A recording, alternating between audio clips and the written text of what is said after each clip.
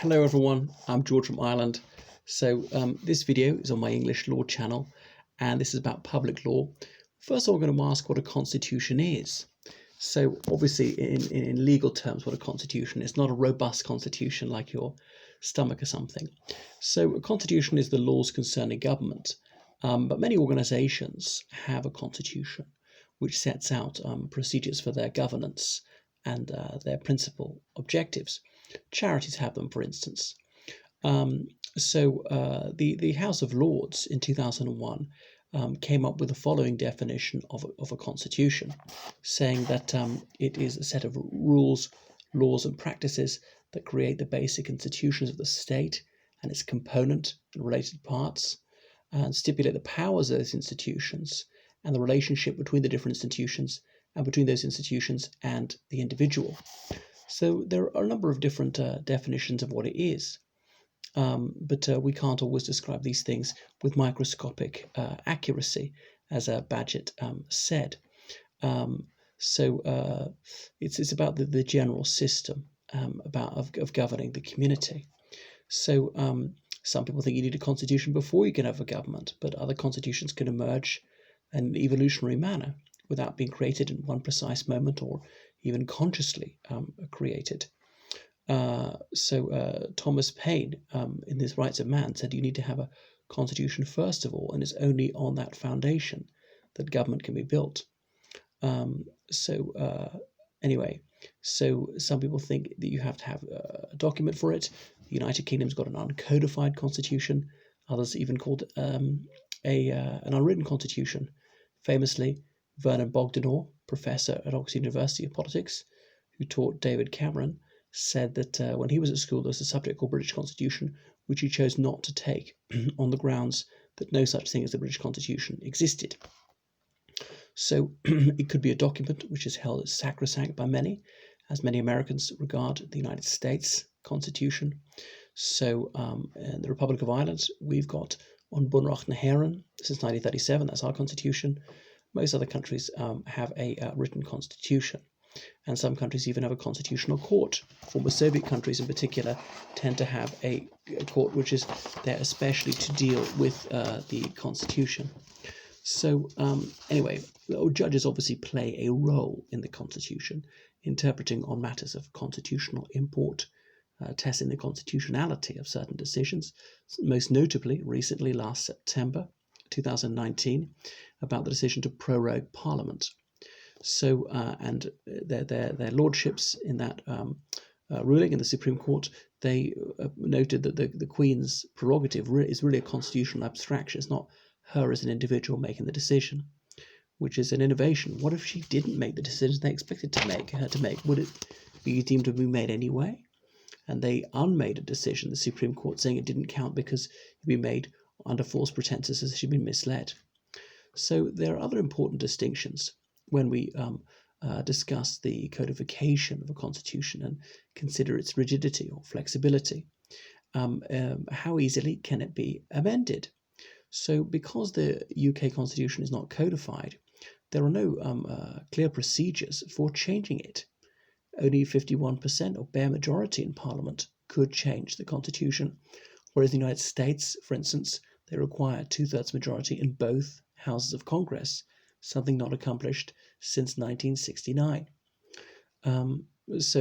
Constitutions can become entrenched, difficult to change, but you might think that's a good thing. So usually a supermajority is required to change them.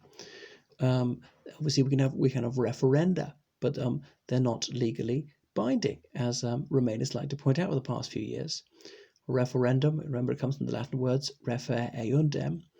It's a vote on a single issue. It's not electing representatives. It's making a decision about leaving the European Union, leaving the United Kingdom, staying in the United Kingdom, legalizing cannabis in many states of the USA, legalizing abortion in most circumstances, such as in the Irish Republic, abolishing a monarchy, and so on.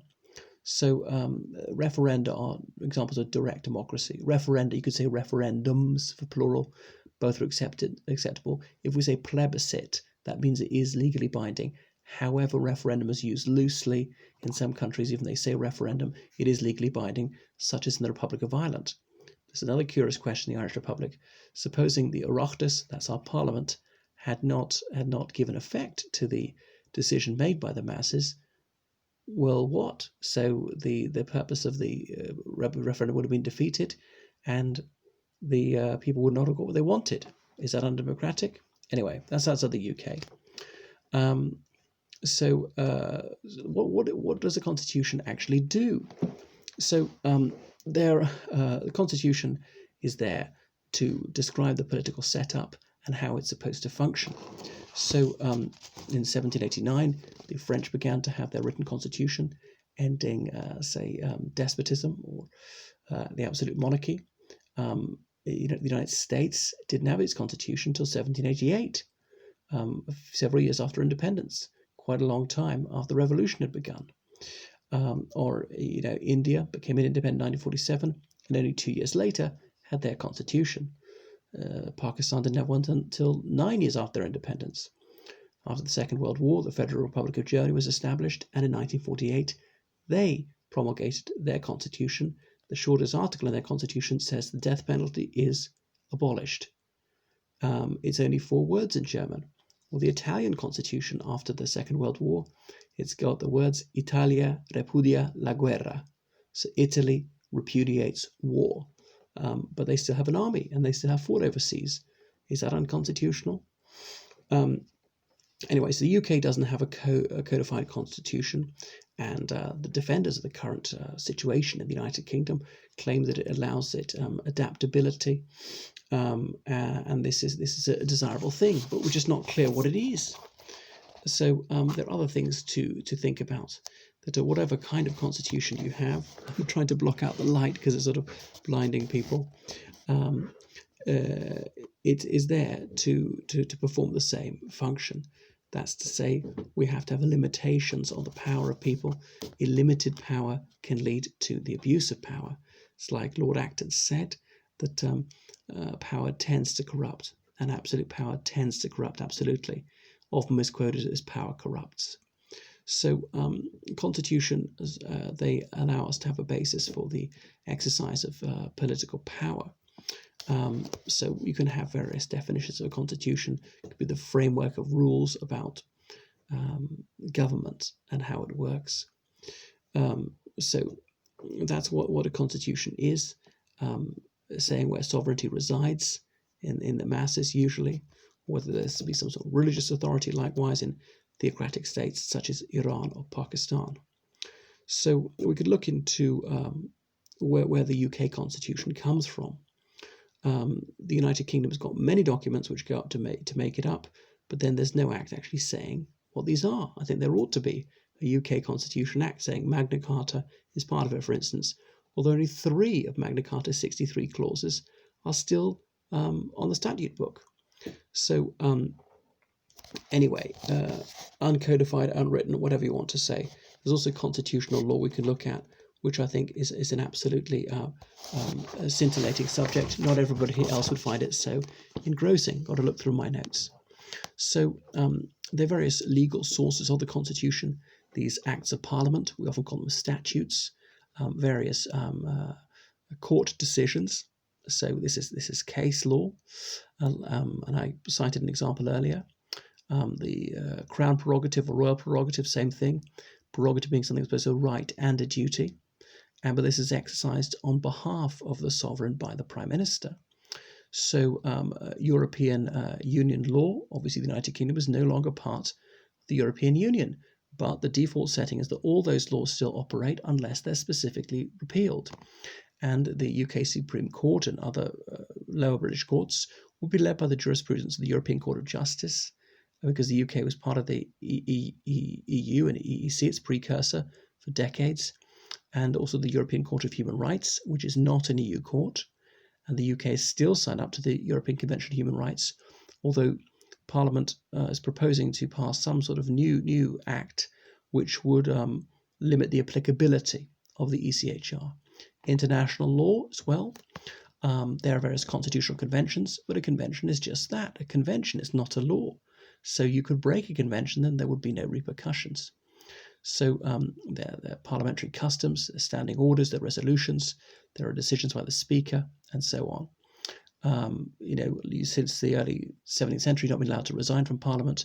You had to apply to be steward and bailiff of the Chiltern Hundreds, which was some sort of royal estate in Buckinghamshire, where the Chiltern Hills are. And then if you do that, then that's an office of profit under the Crown. So you can't be an MP and hold an office of profit under the Crown, and then you're immediately out of Parliament, out of the House of Commons. So about a dozen Ulster Unionist MPs had that position in one day in 1986 to protest against the Anglo-Irish Agreement to force by-elections. Gerard Adams, sometime leader of Sinn Féin, MP for West Belfast, who never served a day in Parliament because he wouldn't take an oath to his Queen, he wanted to leave Parliament, and he just wrote a letter saying he wanted to resign, wouldn't apply to be steward and bailiff of the Chiltern Hundreds. So the Speaker of the House of Commons, Sir John Bercow, controversially said, well, I'll interpret that as seeking to be steward and bailiff of the Chiltern Hundreds. So Adams got out of the House of Commons. I think that Bercow shouldn't have done that. Say, nope, you apply in the same way as everybody else, no exceptions. If you don't apply in the proper way, you're still an MP. So there are various experts on the Constitution, such as Dicey, Algernon Venn Dicey, Professor of Public Law in the University of Oxford in the early 20th century, who was a contentious figure. He was a hardline unionist. He was also a white supremacist. But that doesn't mean he's wrong on the Constitution, just because his views on race are now regarded as rebarbative. Jennings, another celebrated constitutional theorist, and the various constitutional principles. So look briefly at some of the constitutional conventions before time to call it a night. So these conventions are a key source of the Constitution, and you'll find them in every country. The United Kingdom is no exception, and there's even a cabinet manual about these. So as Jennings said, they provide the flesh which clothes the dry bones of law. So remember, the convention is not a law, as I said, and so therefore the court cannot enforce them. And any consequences will be political in character and not legal. In Miller and Secretary of State for exiting the European Union in 2017, a case that went all the way to the Supreme Court, Miss Miller, a hardline Remainer activist, the judges ruled that these conventions are neither parents nor guardians of political conventions. The court said that they are neither parents nor guardians of political conventions, but merely observers. And they went on to say they recognize the operation of political convention in the context of deciding a legal question, but cannot give legal rulings and operation scope because those matters are decided within the political world. This is another thing, the three branches of government, the judiciary, the legislature, and the executive, and they must keep their appointed limits and not intrude onto the territory of the other. So there's a lot of the unwritten constitution, and there's a ministerial code about what ministers must do and not permitted to do. So how do we know a constitutional convention? Some of these are very long established, and they touch the exercise of prerogative powers. Some of these are not very clear, though. So they say that the permission of Parliament is required for the use of the armed forces abroad. But I think it's 2017, the UK, along with the US and France, bombed Syria because of a chemical weapons attack against civilians, and Parliament didn't vote for that. So so Jennings said there's a three-part test to determine whether something is a convention. First of all, there's got to be precedents. Second of all, the actors in the precedents believe that they are bound by a rule. And lastly, there has to be a reason for the rule. But anyway, who's Jennings to say? He could be wrong. New conventions come along. So these things are forever in flux. So there's a matter of codifying all of this. So there's been a spirited debate for decades about whether the Constitution ought to be codified.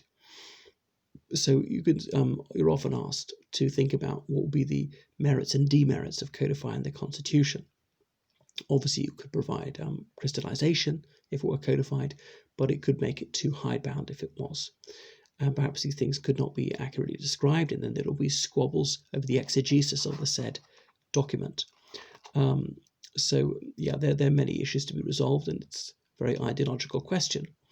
And so who would write the constitution, and would we have to have a referendum to pass it? And you probably have to accept or reject the entire thing, but that might be silly. I might agree to some of it, but not all of it. Anyway, so if you're a traditionalist, you probably don't want a codified constitution. If you're a modernizer, you probably do. So there are different schools of thought on this one. And it would also determine the limitations of the various branches of government. So anyway, even without a codified constitution, the UK somehow gets by, and some Americans have even said their constitution the trouble is it's just so difficult to change, or it's outmoded and can't be updated, but other people think it's the bee's knees. All right, so that is just a very brief précis of some of the central issues on the UK Constitution.